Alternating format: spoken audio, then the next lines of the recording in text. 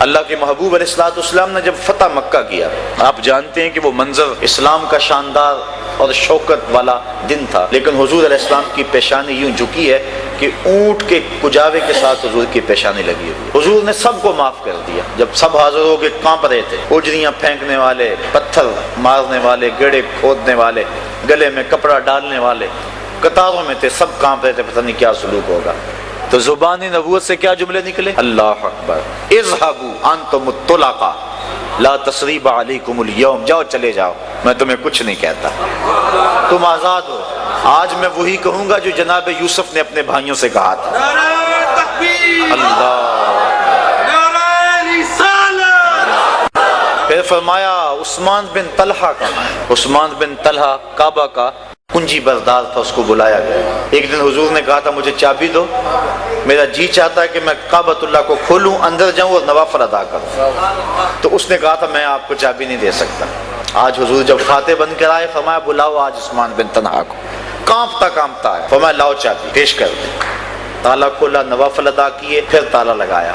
اب صحابہ منتظر تھے، عثمان بن طلحہ کو تو چابی ملنی نہیں۔ ابو بکر رضی اللہ تعالیٰ عنہ کی آرزو تھی یہ مقدر میرا جاگے گا۔ عمر فاروق چولی پہ لائے کھڑے تھے، عثمان غنی کہہ رہے تھے کہ کاش کہ میرا ستارہ اوج پہ پہنچ جائے۔ علی المرتضیٰ کو بھی ناز تھا، سارے منتظر تھے، لیکن حضور فرمایا این عثمان بن طلحہ، عثمان بن طلحہ کہاں ہے؟ وہ کانپتا ہوا ایک سمت کھڑا تھا، فرمایا یہ لو چابی، تو نے تو نہیں دی تھی، میں عطا کر رہا ہوں۔ اور فرمایا عثمان بن طلحہ قیامت تک تیرے سے یہ چابی کو چھین نہیں سکے گا، اور آج بھی وہ چابی عثمان بن طلحہ کی اولاد کے پاس ہے۔ تو پھر اس نے کہا یہ خلق، اللہ اکبر، تیری تک کے ادامانی میں مرید ہو گئے۔ پھر وہ حضور کا غلام بن گیا، اور اس کی نسلوں میں آج تک وہ چابی موجود ہے جنہوں نے حضور کی توہین کی ہوئی تھی۔ فرمایا نہیں، یہ جہاں بھی ملے انہیں قتل کر دینا، یہ حرم کعبہ میں ملے وہاں بھی قتل کر دینا، حجر اسود کے پاس ملے وہاں بھی قتل کر دینا، کعبے کے پردوں میں لپٹ جائے ان کو وہاں بھی قتل کر دینا۔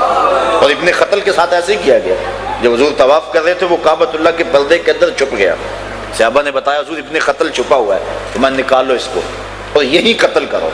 مقام ابراہیم اور چاہے زمزم کے درمیان جو جگہ ہے وہاں ابن قتل کو قتل کیا گیا۔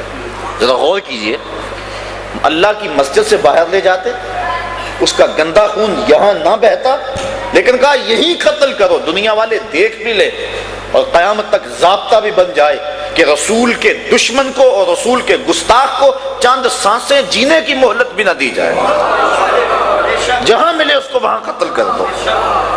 اب ابن قتل ہو گیا، دہائی مچ گئی، باقی بھاگ گئے۔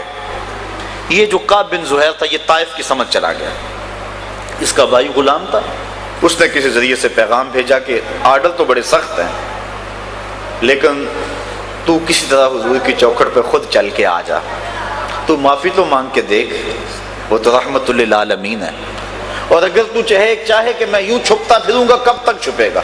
گلی گلی تو حضور کے غلام ہیں، گلی گلی میری یاد بچھی ہے، پیارے رستہ دیکھ کے چل، گلی گلی میری یاد بچھی ہے، پیارے رستہ دیکھ کے چل، مجھ سے اتنی وحشت ہے تو میری حدوں سے دور نکل۔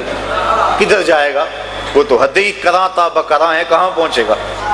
رات کا اندھیرا تھا، صحن حرم میں حضور بیٹھے تھے، یہ کعب بن زہیر چھپتا چھپاتا ایک کونے میں آ کے بیٹھ گیا۔ عرض کی حضور، نقاب اوڑا ہوا ہے؟ کہا حضور اگر ہم کعب بن زہیر کو ڈھونڈ لائیں اور وہ معافی مانگ لے تو آپ معاف کر دیں گے؟ آقا مسکرا دیے، فرمایا کعب تو آ جو گیا ہے، جا میں نے معاف کر دیا۔